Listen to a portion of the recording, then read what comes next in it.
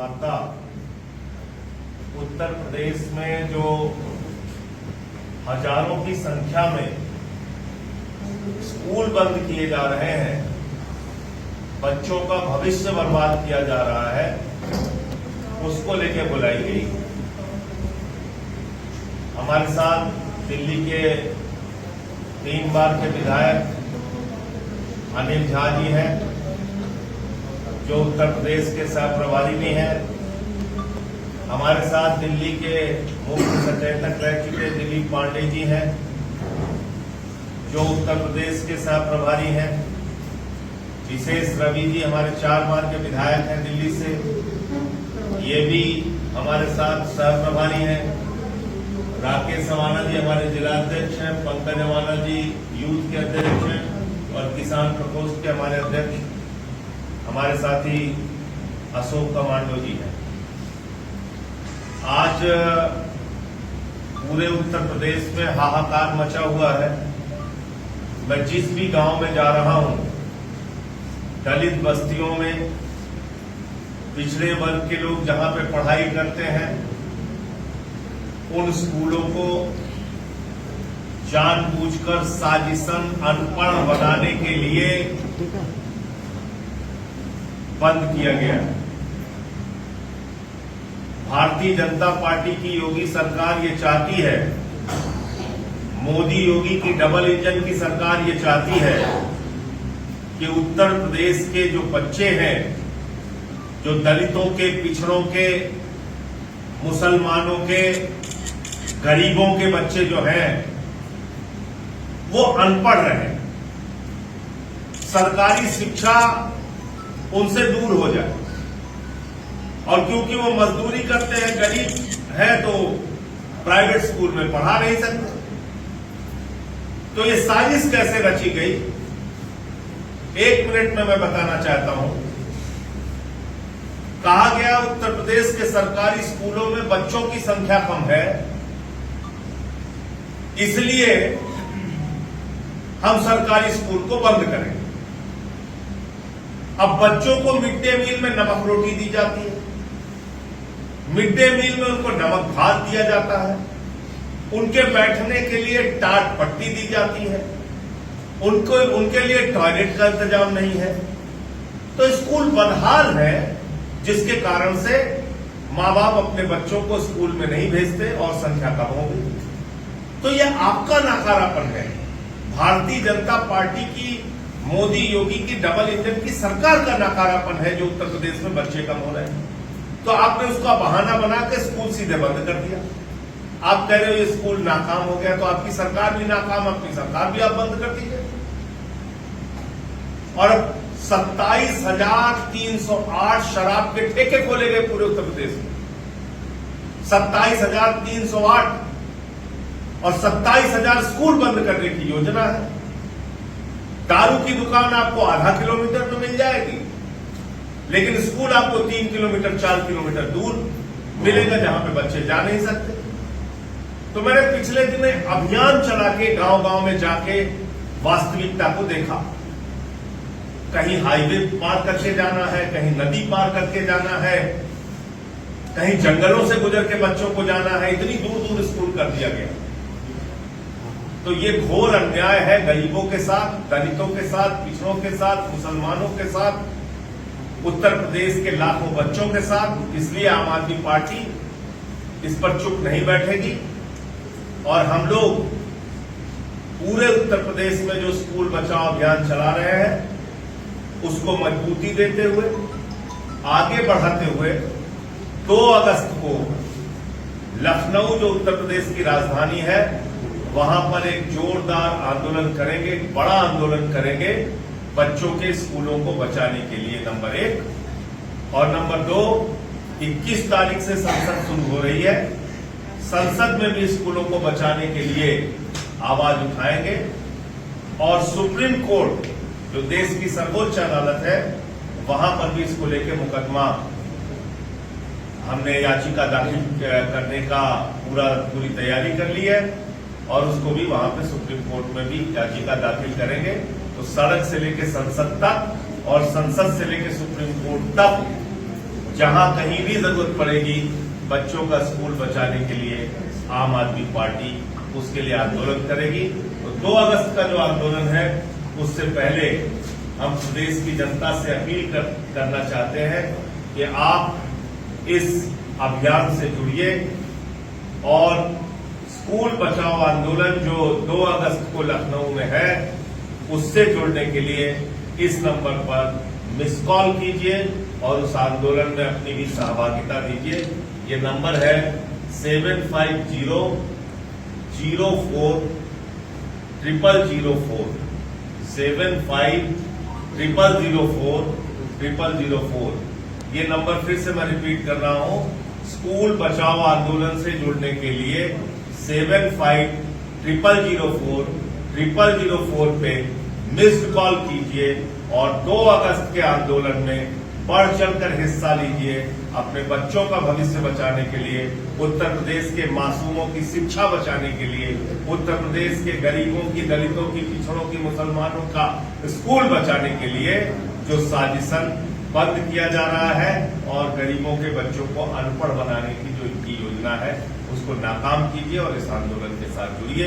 अभी मैंने देखा कि देवरिया में 33 विद्यालयों को बंद करने का स्कूल का फैसला इन्होंने वापस लिया है, लेकिन ये मामला यहां तक सीमित नहीं है। वो हमारे आंदोलन का असर है, दबाव है। कहीं कहीं पे इनको स्कूल बंद करने का फैसला वापस लेना पड़ रहा है, लेकिन ये आंदोलन अभी रुकेगा नहीं तब तक जब तक ये सारे स्कूल बंद किए जाने का जो फैसला है उसको वापस नहीं लेगा। अनिल सभी पत्रकार बंधुओं से हम यही कहना चाहते हैं, आदरणीय संजय सिंह जी ने जो हमारे संयोजक उत्तर प्रदेश के आह्वान किया है कि हमें मधुशाला से पाठशाला की यात्रा तय करनी है और इस सरकार को ये सुनिश्चित करना पड़ेगा कि वे 27,000 से ज्यादा मधुशालाएं खोलेगी या 27,000 से ज्यादा पाठशालाएं बंद करेगी। इसलिए आदरणीय संजय सिंह जी ने नारा दिया है, बच्चों को बेसिक नीड चाहिए, यानी कि पाठशाला चाहिए, दूध चाहिए। हमारा नारा आ गया है, आओ चले जो है मधुशाला छोड़ो, पाठशाला की तरफ बढ़ो, आओ चले दारू से दूध की ओर। यानी कि बच्चों को दूध चाहिए, दारू नहीं चाहिए उनके परिवार को। तो दारू से दूध की यात्रा तय करेंगे और मधुशाला को छोड़ करके पाठशाला की यात्रा तय करेंगे। उसको लेकर के प्रदेश में जिला स्तर पर जो भी आंदोलन के कार्यक्रम सुनिश्चित किए जाएंगे उस पर हम जो सह प्रभारी और विधायक हैं हम लोग उस पर जाएंगे। दिलीप जी हैं, रवि जी हैं, चौधरी सुरेंद्र जी हैं, उसपर मैं अनिल झा, और इस आंदोलन को हम जिला स्तर पर ले जाएंगे। और 2 तारीख को इस आंदोलन की बड़े स्तर पर जो शुरुआत है संजय सिंह जी के नेतृत्व में आम आदमी पार्टी उसे सुनिश्चित करेगी, क्योंकि पाठशाला और शिक्षा हमारा एक कोर विषय है और वह आम सामान्य जनता का भी एक बहुत महत्वपूर्ण विषय रहता है। इसलिए ये 2 विषय जो हमने लिए हैं कि मधुशाला से पाठशाला और आओ चले दारू से दूध की ओर, तो ये विषयों को लेकर के हम आगे बढ़ रहे हैं। लेकिन एजुकेशन सिस्टम के अंदर प्राथमिकी स्तर पर ये बड़ी चिंता का विषय है। उत्तर प्रदेश जैसे राज्य में दलितों की ये स्थिति है आज भी, माइनॉरिटीज की ये स्थिति है आज भी कि 72% से ज्यादा लोग प्राइमरी और हायर सेकेंडरी स्कूल से पहले शिक्षा से बाहर आ रहे हैं। ये इस राज्य के लिए शर्मनाक विषय है और इन सब विषय को हम जनता के बीच में लेके जाएंगे और ये आंदोलन को आगे बढ़ाएंगे। भाई दिलीप पांडे जी हमारे सह प्रभारी उत्तर प्रदेश। देखिए, सरकार की नीयत पाठशाला बंद करने से और मधुशाला खोलने से स्पष्ट है। सरकार की वरीयता में उत्तर प्रदेश के नौनिहालों का भविष्य है ही नहीं। उत्तर प्रदेश की सरकार ने स्पष्ट कर दिया कि हमको तो भाई एक्साइज के जरिए पैसा कमाने से मतलब है, हमको स्कूलों से कोई वास्ता राब्ता नहीं है। पूरे उत्तर प्रदेश के अंदर आम आदमी पार्टी के कार्यकर्ता पिछले लगभग 1 महीने से गांव-गांव जा रहे हैं और जब जा रहे हैं तो समझ में आ रहा है कि यह तो बाई चांस नहीं, योजनाबद्ध तरीके से सरकार पिछड़े वर्ग के, दलित वर्ग के, अल्पसंख्यक समुदाय के जो बच्चे हैं उनको शिक्षा से वंचित करने की एक सिस्टमेटिक कोशिश है, साजिश है। दिल्ली की सरकार ने, आम आदमी पार्टी की सरकार ने जब ये स्पष्ट कर दिया और विश्वास लोगों के मन में स्थापित कर दिया कि तालीम, एजुकेशन के अलावा और कोई ऐसा दूसरा रास्ता नहीं है जो पीढ़ियों को बदल सके, और इस विश्वास ने देश के, उत्तर प्रदेश के लोगों के मन में भी आस्था भरी और लोग समझे कि अगर अपने बच्चों के भविष्य को सुरक्षित करना है तो एजुकेशन से बढ़ के कुछ नहीं। और जैसे ही ये समझे, उनकी समझ पे उत्तर प्रदेश की सरकार ने कुठाराघात करना शुरू कर दिया।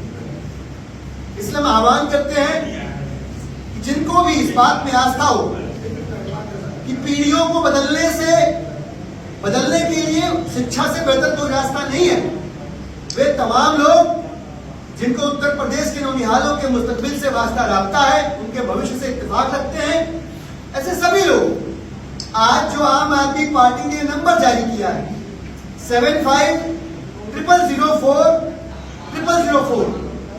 75 3 बार 04 3 बार 04 इस नंबर पे मिस्ड कॉल करके स्कूल अभियान, बचाओ अभियान से तो आप जुड़े, आप अपना नैतिक समर्थन भी दें।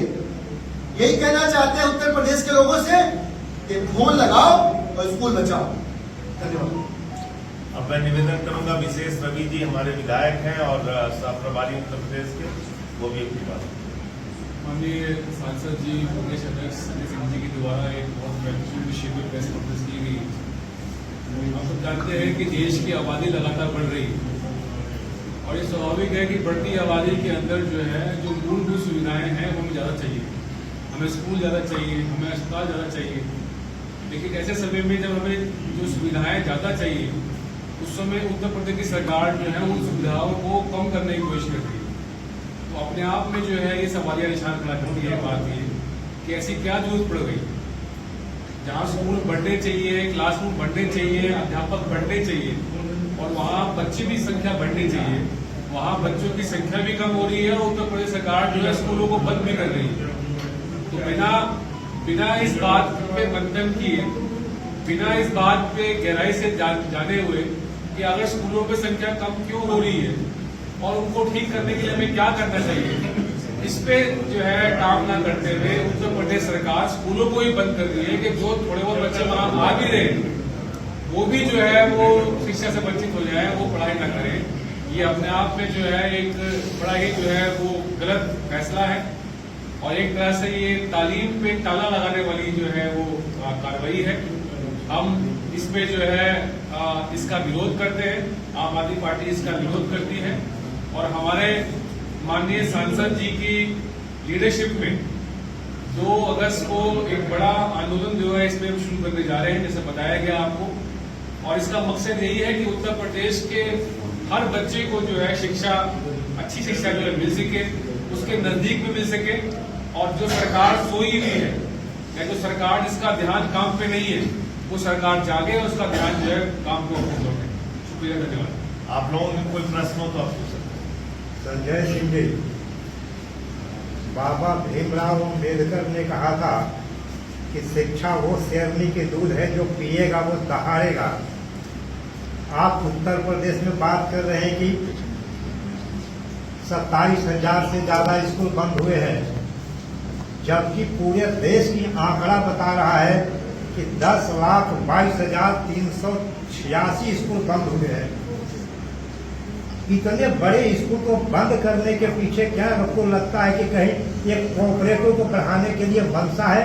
प्राइवेट स्कूलों को जो है उसको आगे बढ़ाने का सरकार की मंशा रही है, या जो सरकारी स्कूल है बड़े अच्छे लोकेशन पर होते हैं और बड़े कीमती जगह होते हैं, तो क्या शायद उन जमीनों को बेचने का इरादा तो नहीं है? देखिए, 10,000 वाली संख्या मुझे लगता है आपको करेक्ट करना चाहिए।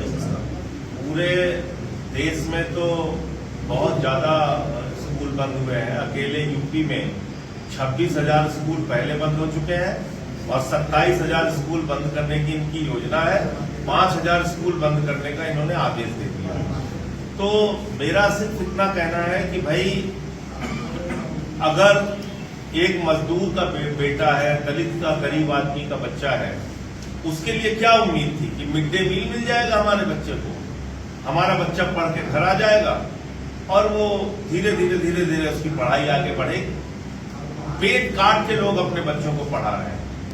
और आपने ये स्कूलों में तालाबंदी का जो फैसला लिया है, इससे सबसे ज्यादा प्रभावित आज की तारीख में गरीब का बच्चा, वंचित का बच्चा, जिनके लिए बाबा साहब ने ये कहा था कि शिक्षा शेरनी का वो दूध है जो जितना पिएगा उतना दहाड़ेगा, वही प्रभावित हो रहा है। तो ये बाबा साहब के सपनों को कुचलने की भी कार्रवाई है, इससे मैं सहमत हूँ। तो कल संसद सत्र शुरू होने जा रहा है, तो इस परसों से शुरू हो रहा है, परसों आप सुनिएगा। तो पति क्या लग रहा है कि संसद सत्र चलने नहीं देंगे हम पूरी जितनी ताकत है उस लड़ाई लड़ने का काम करेंगे। अपने बारे में बताने की जरूरत नहीं है, हमसे वैसे ही परेशान रहते हैं मोदी। संजय जी, वो कांग्रेस से तलाक लेने में इतनी देरी क्यों कर दिया आपने, जबकि उसी वक्त आपके खिलाफ सियासत उतारे थे? देखिए ऐसा है, चुनाव में आप लोगों ने प्रमुखता दी कल जब मैंने बोला, लेकिन ये हरियाणा के चुनाव से ही आपको अंदाजा हो गया कि वो अकेले लड़े, हम अकेले लड़े। दिल्ली के चुनाव में वो अकेले लड़े, हम अकेले लड़े। उपचुनाव में गुजरात और पंजाब में, दोनों राज्यों में हम अकेले लड़े। बिहार में हम अकेले चुनाव लड़ रहे हैं। और बार बार हमने कहा कि इंडिया गठबंधन जो है वो लोकसभा चुनाव के लिए था, और उसके बाद हम चुनाव अकेले लड़ रहे हैं। तो भविष्य में क्या- दूसरी बात यह है कि गठबंधन चलाने का जो दायित्व होता है वो किसी भी गठबंधन के सबसे बड़े दल पे होता है। लोकसभा के चुनाव के बाद एक भी मीटिंग कांग्रेस ने की हो, बताइए आप। गठबंधन को एक साथ लेकर चलने की कोई ठोस, मजबूत, सार्थक पहल की हो अपनी तरफ से, तो बताइए आप। तो इसलिए एकाध की कोई संभावना है? नहीं, मैं आम आदमी पार्टी का नेता हूं, आम आदमी पार्टी का कार्यकर्ता हूं, मैं आम आदमी पार्टी का स्टैंड बता सकता हूं, वो मैंने आपको बता दिया। आम आदमी पार्टी गठबंधन का हिस्सा नहीं है और हम अकेले राज्यों में चुनाव लड़ रहे हैं। सर, अभी जिस तरह से बिहार में चुनाव है और आम आदमी पार्टी को जिस तरह से घेरा गया था, भाजपा ने घेरा था शराब को लेके, वैसे ही क्या आम आदमी पार्टी इसी नीति को अपनाते हुए भाजपा को घेरने की कोशिश कर रही है, बस एजुकेशन को बहाना बना?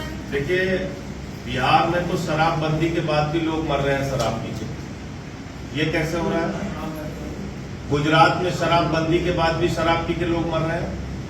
जिन राज्यों में घोषित तौर पे शराबबंदी है, वहां शराब पी के लोग मर रहे हैं, जहरीली शराब पी के। तो शराब का कितना बड़ा धंधा भाजपा शासित राज्यों में चल रहा है, ये बताने की जरूरत नहीं है। जहां तक उत्तर प्रदेश का प्रश्न है, मैंने आपको बताया 27,308 कंपोजिट ठेका, जिसमें बियर अलग मिलेगी, अंग्रेजी अलग मिलेगी, देसी अलग मिलेगी, कंपोजिट ठेका खोला जा रहा है। और एक के साथ एक फ्री नोएडा में भी बिका, वहां मुजफ्फरनगर में भी बिका, गाजियाबाद में भी बिका, और स्कूल बंद कर रहे हैं। निश्चित रूप से हमारे लिए हमेशा, हर जगह, हर राज्य में जहां भी हम जाएंगे, हमारे लिए मुद्दा है शिक्षा, स्वास्थ्य, बिजली, पानी, इंसान की जिंदगी की मूलभूत जरूरतें। तो बिहार में भी इसको मुद्दा बनाया। अभी बिहार में तो सबसे बड़ा, हाँ आप कुछ पूछ रहे हैं? मैं चाह रहा था कि अभी तक किसी पत्रकार ने ये सवाल क्यों नहीं पूछा। तो जो भी मामले बनाए गए दिल्ली के अंदर, 1000 बार मैं कह चुका हूं और 1001वीं बार कह रहा हूं, वो पूरी तरह से फर्जी, मनगढ़ंत, बेबुनियाद और तथ्यहीन थे। इसी के कारण ना तो केजरीवाल, ना तो मनीष सिसोदिया, ना सत्येंद्र जैन, ना संजय सिंह, किसी के घर से ना 1 रुपए बरामद हुआ, ना कोई प्रॉपर्टी संपत्ति बरामद हुई। बदनाम कैसे किया गया कि पूरे दिल्ली में शराब के ठेके खोल दिए। क्लीन चिट भी तो नहीं मिला सर। आज पूरी बात तो बेटा हो जाकर फिर तुम्हारी बात का जवाब देंगे। पूरे दिल्ली में शराब के ठेके खोल दिए गए। कितनी संख्या थी शराब की ठेकों की? अकेले नोएडा जिले में और आसपास के जिलों का आप जोड़ लेंगे, उससे कई गुना ज्यादा ठेके इन 2-3 जिलों में। 27,308। और दिल्ली में कितना ठेका था? 3 करोड़ की आबादी में 600-700 ठेके थे वहां पे। और उत्तर प्रदेश में 24-25 करोड़ की आबादी में 27,308 ठेके हैं। तो कहां शराब ज्यादा बिक रही है? लेकिन दिल्ली तो जो रेवेन्यू मॉडल है, सुन तो लीजिए, आप तो आंकड़ों की बात कीजिए ना। रेवेन्यू मॉडल है, पूरे देश के रेवेन्यू मॉडल को उठा के देखिए। शराब से ज्यादा पैसे यूपी कमाता है, बिहार कमाता है, बिहार में तो अब शराबबंदी हो गई, मध्य प्रदेश कमाता है, कर्नाटक कमाता है। शराब से किन किन राज्यों में रेवेन्यू ज्यादा आते हैं उसका आंकड़ा लेके बैठे। तो मैं तो इस मुद्दे पे मैं चाहता हूं कि जितनी बहस आप लोग करना चाहते हैं मैं करने के लिए तैयार हूं, दिन भर बात करने के लिए तैयार हूं। दिल्ली में जो शराब नीति थी उसको लेके एक झूठा प्रचार हमारे खिलाफ किया गया। हमने ना तो एक भी शराब के ठेके बढ़ाए थे, ना हमने कोई घोटाला किया था, ना कोई गड़बड़ी। ड्रग्स के मामले भी बहुत सारे उठे थे जी, शराब तो शराब है, ड्रग्स के भी बहुत सारे मामले उठे थे। उठाने में कोई, देखिए क्या है कि कोई तथ्य, कोई प्रमाण होना चाहिए जब आप कोई आरोप लगा रहे हैं। और झूठ मूठ का अंदर किसी को भी डालना है तो आप नहीं, अडानी के एयरपोर्ट से ड्रग्स बरामद हुई थी। किसके? अडानी के तो, अडानी को कौन बोल सकता है? अडानी के पोर्ट से गांधीनगर में बरामद हुई थी 20,000 करोड़ रुपए की ड्रग्स, और वो ड्रग्स आई थी पाकिस्तान और अफगानिस्तान से। उनके खिलाफ आज तक कुछ नहीं हुआ, कैसे होगा? संजय सिंह जी, इस भ्रष्टाचार की बुनियाद पर आम आदमी पार्टी का गठन हुआ था। ईडी ने एक साथ 3 मनी लॉन्ड्रिंग पर केस दर्ज किए। 3 ही किया? क्या आपको लग रहा है? मैं तो मोदी जी को धन्यवाद देना चाहता हूं, सिर्फ 3 किया। वो तो 300 कर सकते हैं। आप हमारे ऊपर मनी लॉन्ड्रिंग कर रहे हैं, अगर आपसे नाराज हो जाए आप पे मनी लॉन्ड्रिंग कर देंगे। मतलब एक किसान पे 400 रुपए था उसके खाते में, उस किसान पे मनी लॉन्ड्रिंग का केस ईडी ने किया, 400 रुपए। क्या आपको लगता है कि ये दुर्भावना की जो राजनीति है उसमें हमारे 3 पे हुआ, हम तो कह रहे हैं 300 कर सकते हैं। मतलब लगता है कि ये एजेंसियां फेवर हो रही है देश में? मैं नहीं कह रहा हूं, उनके आंकड़े कह रहे हैं। 0.29% कन्विक्शन रेट है, 0.29% ईडी का कन्विक्शन रेट। जितने केसेस उन्होंने फाइल किए, जितने मुकदमे उन्होंने फाइल किए, उसमें से मात्र 0.29% लोगों पर वो आरोप साबित कर पाए। ये ईडी का ट्रैक रिकॉर्ड है। धन्यवाद।